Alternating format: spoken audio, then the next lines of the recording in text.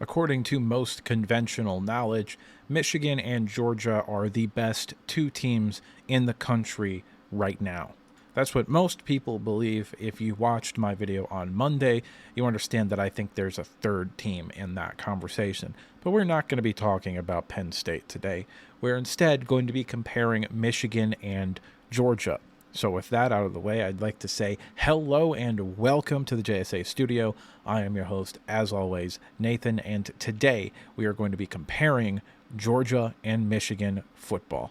We're going to go position by position, starting with the quarterbacks, and then moving on to the various different positions, comparing and contrasting both Michigan and Georgia before we actually talk about the matchups between the teams. So we would go offensive line versus defensive line, DBs versus wide receivers and tight ends, etc. That kind of stuff is more important than just figuring out if Michigan's offensive line is better than Georgia's, or if Georgia's defensive backs are better than Michigan's defensive backs, because they don't play each other, so it doesn't particularly matter. I am still going to compare them because I want to talk about both groups anyway for the whole team, so I figured just start with a comparison, and then we'll give a winner and a loser for each one before we move on to the matchups and how they match up against each other. Pictured on the screen for the past minute or so are the timestamps for this video, so if you want to jump to a specific part and hear me talk about the running backs or the wide receivers, etc., and etc., then you can go ahead and skip to that part of the video. Or you could just watch it as they come up, because we're going to start off with the quarterbacks, starting with a play from Carson Beck and then moving on to a play from J.J. McCarthy. So this throw that we're going to see from Carson Beck on this play is very impressive. It's not so much the read that is impressive, but the throw itself. You're just going to see a simple over concept. This kid's going to run across the field like this, and both of these players are going to run deep posts over here. It's basically designed, they're going to see a little bit of a play action right up here to get these linebackers jumping forward right here. And it is designed to trick the defensive backs to start rolling with the coverage on the back end, this guy and maybe the free safety over here as well, to get them to roll across the field so that they can hit this guy over here, who can then catch it right over the middle of the field and then turn it upfield and run into the end zone for a touchdown. And that's exactly what happens. I'm going to let it run nice and slow here.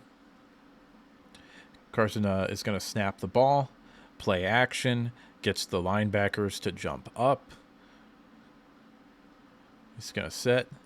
He's going to look at the deep pass here first, realize I'm actually going to throw underneath. And this throw is more difficult than people are going to give it credit for. If he throws this on a line, that's going to draw him back this way, most likely, and give these defensive backs an opportunity to come catch the ball. If he lofts it a bit more, he might be able to get here and make a play on the ball. So this has to be layered perfectly in order for this to be a successful play. And if you look at the location of this ball, he catches it right up there. His momentum is not pulling him this way. It's not pulling him this way. It's not pulling him backwards. It is pulling him forward, which is going to allow him to keep his speed and momentum. He is going to outrun the angle of the defensive back and into the end zone for the first touchdown of this game. This is very impressive from Carson Beck. He makes the play look routine, but there's so much little stuff that goes well on this play that it's very impressive to me, specifically the ball placement and the layering of the pass. As good as that throw from Carson Beck was, what ultimately separates J.J. McCarthy from Carson Beck in my mind is throws and plays like this. On this play, you got Roman Wilson in the slot over here. Basically, what's going to happen is he's going to go downfield, run a route. He's going to notice that J.J. McCarthy is going to get instant pressure from this player right here, who's going to come in, do a little inside counter move on Ladarius Henderson, and whoop his ass. And then J.J. McCarthy is going to bail out his tackle, roll out over here, and throw it to the back of the end zone with Roman Wilson. So this is an extraordinarily impressive throw from J.J. McCarthy. This is very difficult to do when you're throwing while running away from your arm. So for right-handed quarterbacks, when you're rolling to the left, and for left-handed quarterbacks, when you're rolling to the right, this is very difficult to do because you have to contort your arm at such a weird angle. See, look at him. Look at this play right here. He is so spread out because he's running. The ball is way behind his foot here. It's like a solid half a foot, 6 inches behind his foot, and he's all spread out. He's got to contort his body around in order to get this ball where it needs to go. This play is 100% arm strength. Last thing that I want you to do is look at where he is on the field here. He's about splitting the difference between the sideline down here and the numbers. And we're going to see where J.J. McCarthy, or Roman Wilson rather, catches this ball in the end zone. He's going to catch it just about in line with the numbers. If we draw a somewhat squiggly line over here, almost in line with this numbers. So the ball that J.J. McCarthy threw actually went away from his body and went to Roman Wilson right here. A very catchable ball, a very accurate throw. And to do something like this is a wow play. And you haven't really seen that from Carson Beck yet. He does have the talent, or at least I believe he has the talent to do stuff like this. And maybe you can make the argument that Georgia is better because he doesn't have to make plays like this. But he will at some point. And I've seen J.J. McCarthy be able to make these kinds of plays outside of the offense, and I haven't seen that from Carson Beck, which is why I'm going to go ahead and give J.J. McCarthy the edge on this play. And also just in general, I do think it's really close. I do think they are both championship caliber quarterbacks. I think Carson Beck just isn't quite there yet. I just think J.J. McCarthy has a little bit more experience underneath him than Carson Beck. But even if they have the same amount of experience, I don't think Carson Beck is capable of making the same style of plays that J.J. McCarthy is, because I don't think Carson Beck is as good of an athlete as J.J. McCarthy.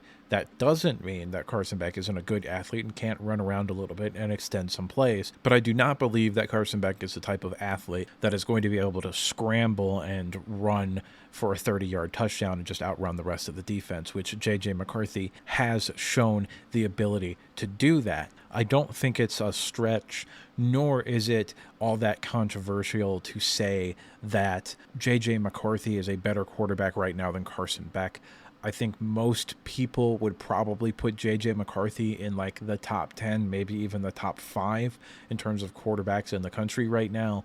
And Carson Beck, I think, is outside of that top 10 safely, maybe even outside of the top 20. I wouldn't put him outside of the top 20. I think he'd probably be, for me, if I would actually sit down and try to make a list of like ranking every quarterback in the country, he would probably be somewhere between 15 and 20 for me. I think he's a really, really good quarterback. But J.J. McCarthy is just better than he is right now. And I think also just has a higher ceiling in terms of play because of his athleticism than Carson Beck does. Skill position-wise, though, this is a little bit more nuanced than the other positions that we're going to talk about today, because there are actually 3 different groups that comprise the skill positions: the running backs, the wide receivers, and the tight ends. And I think one from each side has a clear advantage over the other. I think Michigan has a clear advantage at the running back position, and I think Georgia has a clear advantage at the tight end position. I mean, I think Edwards for Georgia is really good, and I love Colston Loveland from Michigan, but the running backs for Michigan and the tight ends for Georgia are just on a different level. Brock Bowers might be the best player in all of college football, and Blake Corum is probably, in all honesty, the best running back in the country. I think that you can make an argument for Austin Estime. I think you can make an argument for a couple of other different players, but Blake Corum is in that conversation, and nobody from Georgia is. And to go along with the depth, Donovan Edwards is really good, as well as Khalil Mullings has been fantastic this year. I just think that the Michigan running back room is better than the Georgia running back room, and Georgia has all kinds of depth and talent in the tight end room, and Michigan has some depth and talent. Like I said, I really like Colston Loveland, and A.J. Barner is maybe a draftable tight end prospect as well, but they don't compare to Georgia. Sort of the inverse of the Michigan discussion. Like, Brock Bowers is, beyond a shadow of a doubt, the best tight end in college football, and Michigan doesn't have anybody near that level of play right now. So it ultimately comes down to the wide receiver position. And unfortunately, if you're a Michigan fan, you're probably thinking we got this in the bag. And also, unfortunately, if you're a Georgia fan, you're probably also thinking you've got this in the bag. But this is a really, really close conversation here. Not in terms of NFL prospects, like level of play, but in terms of actually being good in college. This is really, really close. And I want to make the distinction between NFL prospect and being good in college here, because I'm not so much talking about how good somebody is as a prospect for the NFL. I'm talking about how effective and good they are right now in college football. Because in terms of NFL talent, Georgia has just more talented wide receivers than Michigan.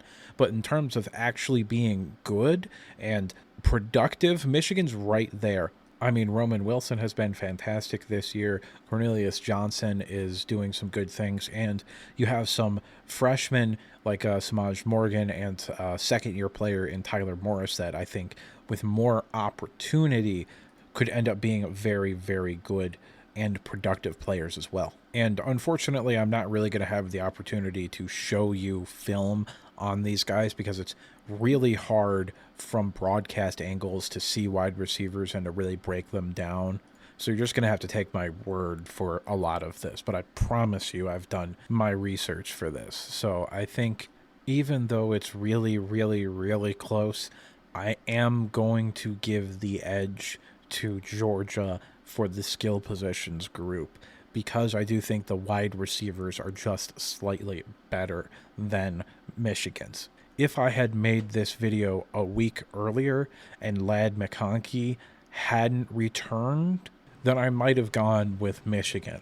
But while Ladd McConkey had been hurt, he missed the first 3 or 4 games of the season, you saw players for Georgia, specifically Jack Saint, really step up and be a good football player for them. And now that Ladd McConkey has returned, I do think that puts them just slightly over the edge, because I do think Ladd McConkey is better than Roman Wilson. He doesn't have the stats because he hasn't played this season, but as wide receiver ones for the offense, I think McConkey is better than Wilson.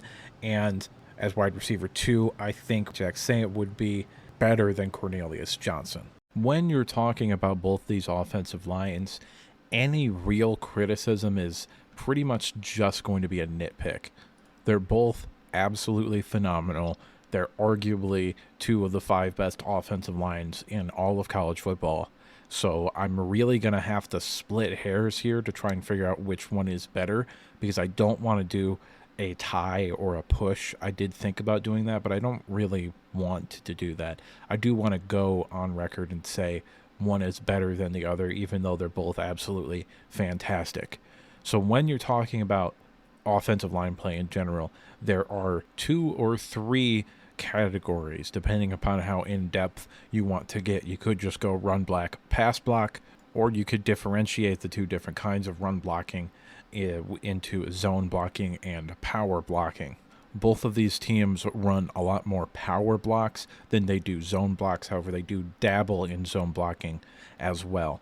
They're both really, really good in power run blocking and zone run blocking. However, I would give Michigan an edge in power blocks, and I would give Georgia an edge in zone blocking.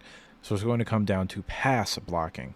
And when pass blocking, Michigan has done a really, really good job, especially when picking up blitzes. Here on this play right here, you're going to see a slant concept from most of this defensive line as they're going to blitz 2 linebackers over here. So J.J. McCarthy already called out the protection. The offensive line is going to slide and give him enough time to complete the deep route over the middle of the field. So I'm going to go ahead and play it. Nice and slow like usual. Right at the snap, they're sliding. Everybody's sliding over. Pretty much a one-on-one. They've also got 2 tight ends in to block as well. And then J.J. McCarthy is going to be able to plant. Look at the pocket here. This is a beautiful pocket for J.J. McCarthy. This is the pocket. It's absolutely beautiful. He has room to move around. He has an escape lane over here. He could hypothetically have an escape lane over there as well. This is really, really good pass blocking out of Michigan, and they're going to give him enough time to hit the deep route over the middle. This is a route that sometimes can require 4 or 5 seconds, and Michigan loves this kind of stuff over the middle and outbreaking routes that also do require a lot of time as well, and they are able to do it because their offensive line is very, very good in pass blocking. Georgia is also very good at pass blocking, and this play right here is going to illustrate it. I'm going to go ahead and let it run nice and slow. There's going to be a little bit of play action that's going to suck up the linebackers a little bit. But he doesn't actually end up having anybody open downfield, so he's just going to do it a check down. And right as he's getting rid of the ball, look at how much space he has here. Like, this guy's kind of beating Mims, the left tackle here, but not really. Carson Beck can very easily just step up and then would still be able to either escape over here or throw the ball downfield. So it's not a bad block by Mims at all. This guy on a double team is getting stoned. This guy by the tight end is getting stoned. He got pushed back a little bit. I think that was the right guard or the right tackle. I don't remember. But he's getting pushed back a little bit, but not really. And Carson Beck just has all the time in the world to dump the ball off on this little dump route here. Everybody else went downfield. He's going to try to make himself a little move here and get as much yards as he can, get very close to a first down. Well, that didn't help a whole lot, did it? I'm being honest with you. I watched pretty much as much of a full game as I could on all of these guys. I cannot find a differentiating factor between these players. So ultimately, I decided to go to PFF and see what they thought of it. And going position by position, they gave Michigan a slight edge at left tackle. They gave Georgia an edge at left guard. They gave Georgia a tiny edge at center, as Cedric Van Pran was the 6th best center in the country and Drake Nugent was the 7th best center in the country. They gave Michigan a modest size gap at right guard. Zach Zinner is the 7th best guard in the country and gave Michigan a big advantage at right tackle, as Carson Barnhart was the 55th best tackle in college football, and the Georgia right tackle duo of Green and Truss both were ranked outside of the top 130. So by only the slimmest margins, Michigan ends up with the better all-around offensive line, according to Pro Football Focus, and I am going to concur with that. I am going to say just slightly that Michigan does have a better offensive line than Georgia.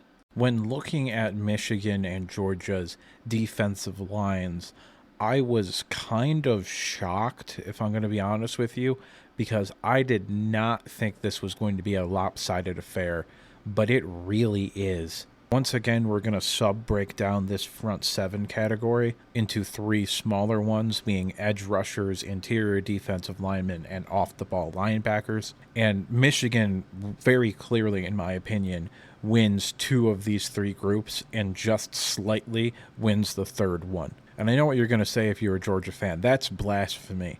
And for the past 2 years, you absolutely would have been right. That being said, Georgia, you do not have a day 1 or a day 2 pick in your front 7 right now. There are some guys with potential that maybe they get better, they can end up in that conversation. But right now, you do not have that level of talent. And I think you might kind of know that too. You've been ran on this year more than I think maybe ever in the Kirby Smart era.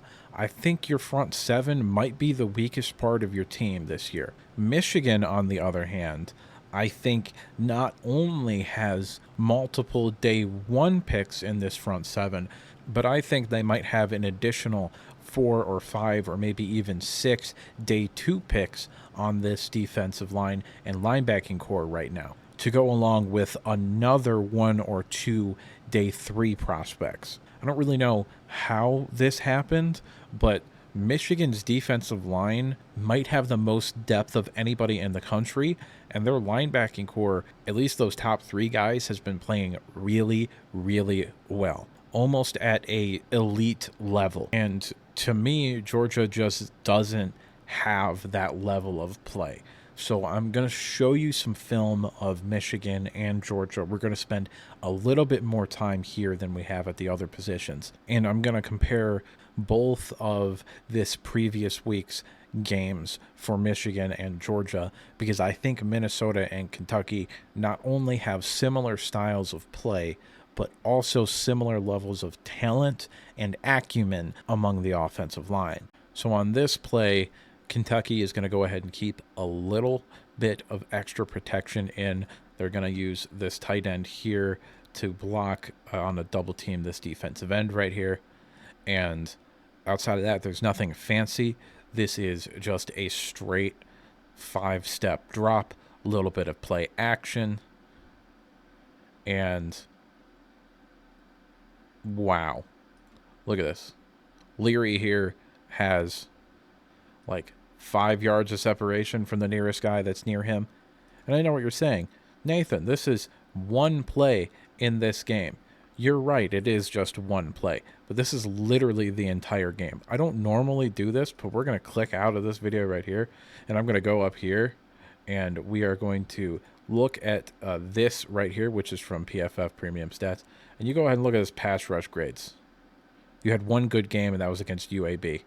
South Carolina's offensive line is absolutely abysmal, and you had your second lowest performance against them in pass rush. South Carolina's offensive line is so horrible. I don't think I can explain to you in proper words how horrible that offensive line is. If you want me to rant about that a little bit more, you can go back and watch the Spencer Rattler video that I did. But wow, that offensive line is horrible, and you couldn't do anything against that team. I don't know how to explain this to you. I've got the data from PFF. We can go into the actual metrics here. Which game do we want? Let's look at Auburn. Game reports. Go over here to defense, pass rush. This is just horrible. It's just horrible all around. And I don't know what happened between this year and last year that made this defensive line be all of a sudden not very good. Like, this is an average defensive line. Like, I don't even think it's a good defensive line. It might be above average. I don't know what happened, but that's what happened. This is not the same level of defensive line that you have had the past 2 years.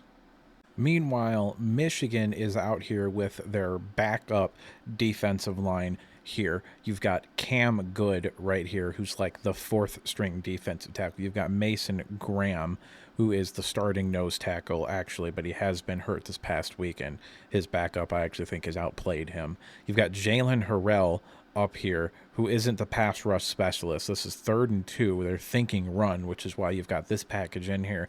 And then you have down here Braden McGregor, who's pretty much exclusively at this point in the season just a run stopper. So let's see what happens on this play right here. We're going over here. Instant win by Cam Good, number 99.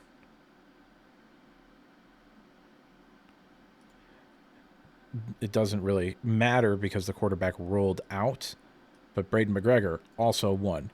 Jalen Harrell also won right away. And now Kaliak Manis over here, the quarterback for Minnesota, is going to scramble out a little bit. He's going to deliver a pass, and they get the first down.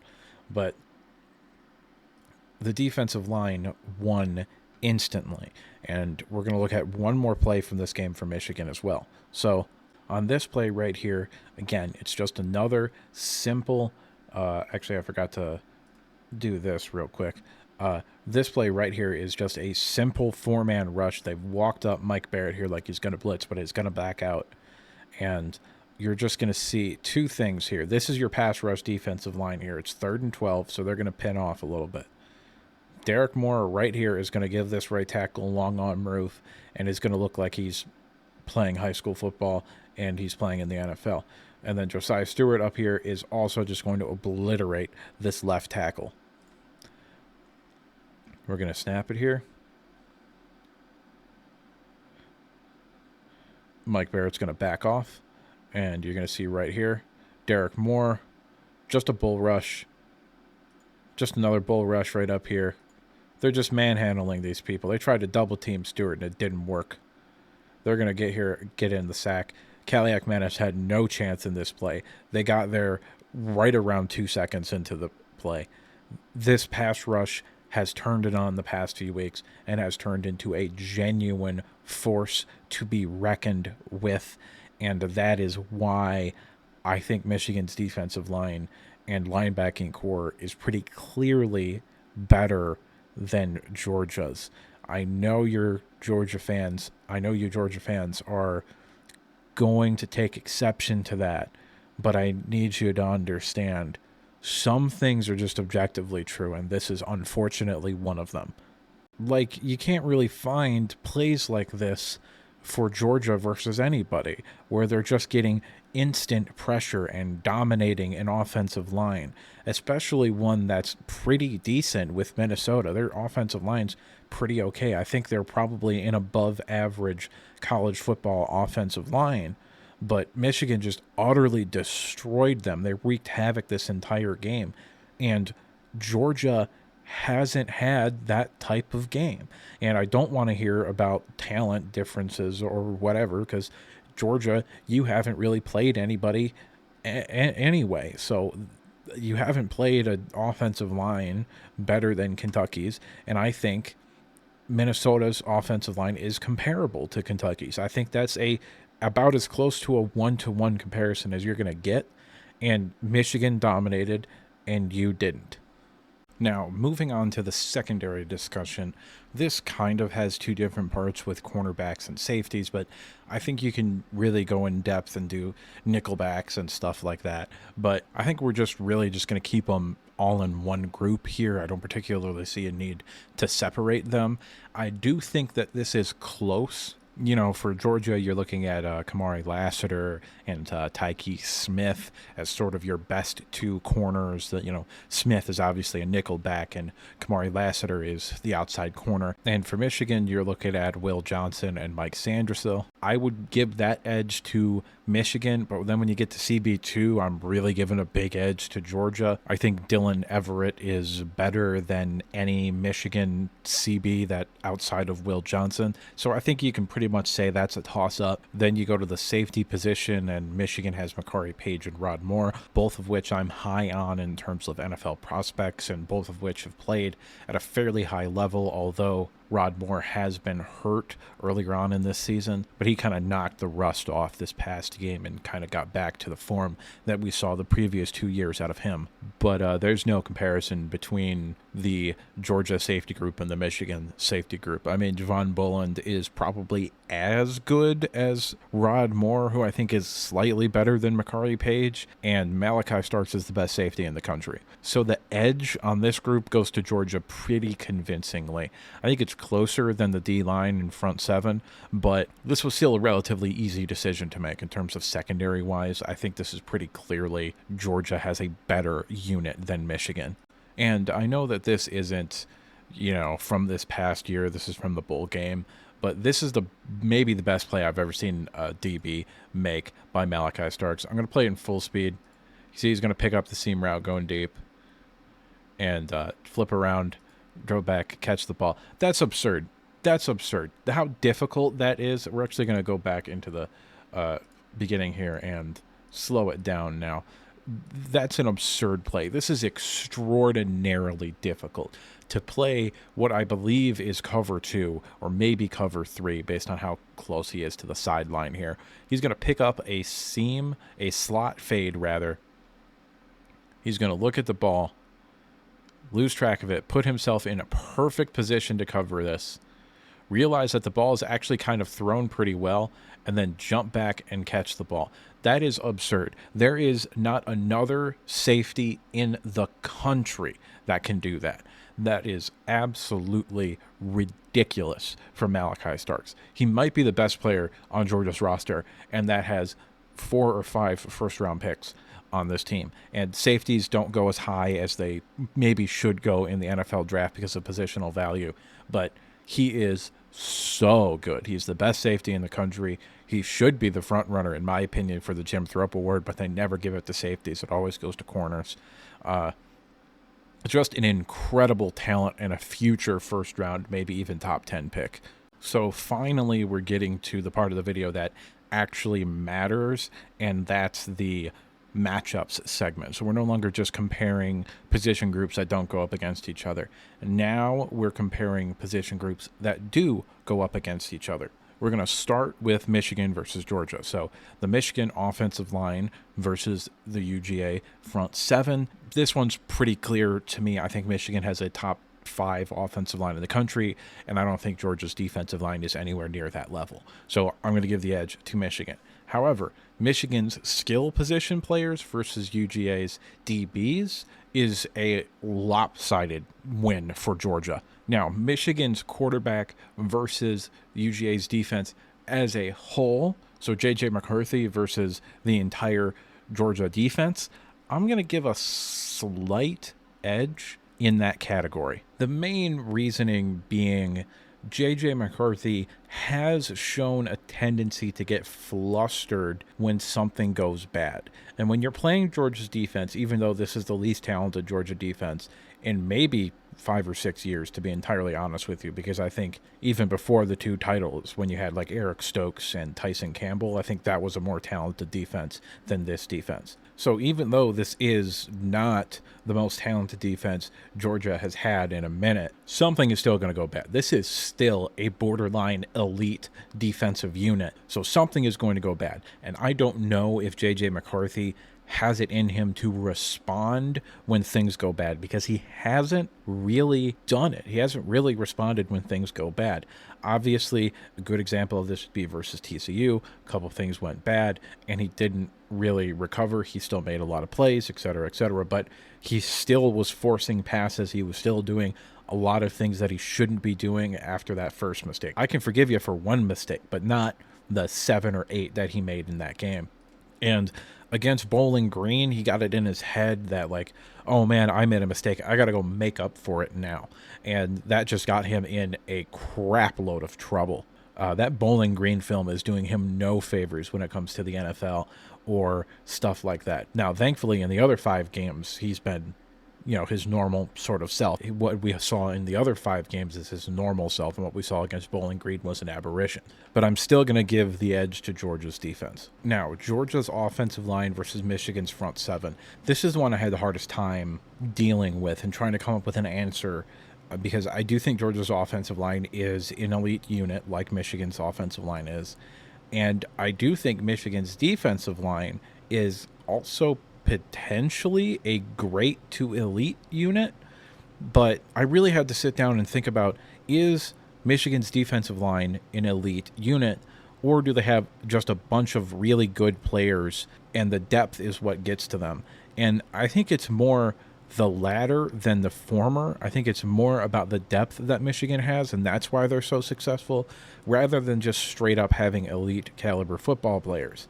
And I think Georgia's offensive line has elite caliber football players on it. So I decided to give the edge to Georgia's offensive line in that matchup. Now, the Georgia skill versus the Michigan DBs.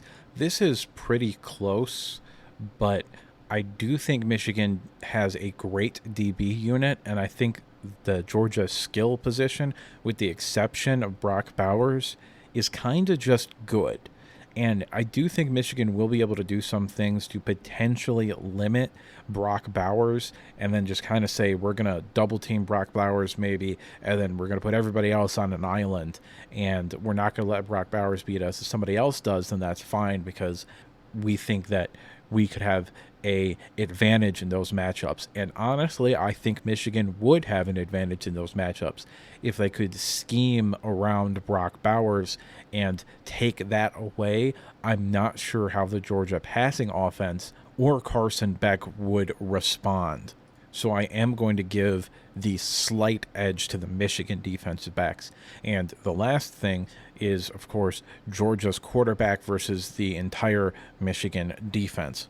And this one, Michigan's defense is so good and so talented, and I just haven't seen it from Carson Beck yet. We haven't really seen him play an elite caliber defense yet and play in a game where a lot of shit is on the line. Now, we saw him play with some pressure against Auburn, but that's nothing like what the pressure would be in a potential playoff matchup between Michigan and Georgia. So I don't know how he would respond to that, and I do think I do know how Michigan's defense would respond in that game.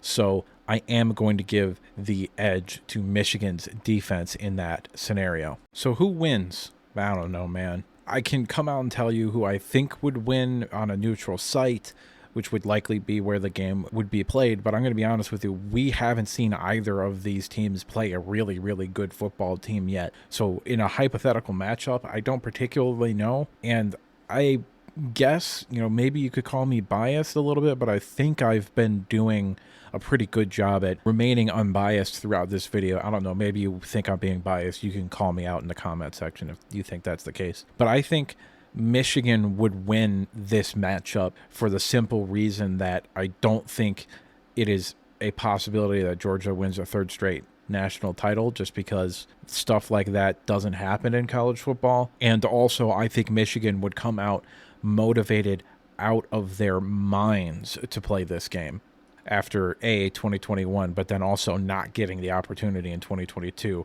because of how poorly they played against TCU. So in this hypothetical matchup, which would probably be a national championship game, I would probably pick Michigan to win, but I don't fucking know, man. This is really, really, really close. They're two fantastic teams with two great coaching staffs and some phenomenal players and NFL talent all over the place. I think these are rightfully the top two teams in the AP poll, and I think they are equally as deserving to being talked about as being national championship contenders this year. But unfortunately, that is where I'm going to have to end this video, because that's all that I have for you today. It's at this point where I'd like to say thank you for watching the video if you made it all the way to the end. And I'd like to remind you to like if you liked the video, subscribe if you want to see more content like this. If you disagreed with me at any point, or if you just have something to say, go ahead and leave a comment down in the comment section below. Just remember to be civil. After all, what do I know? I'm just some asshole on the internet giving you his opinion. I'll see you next time.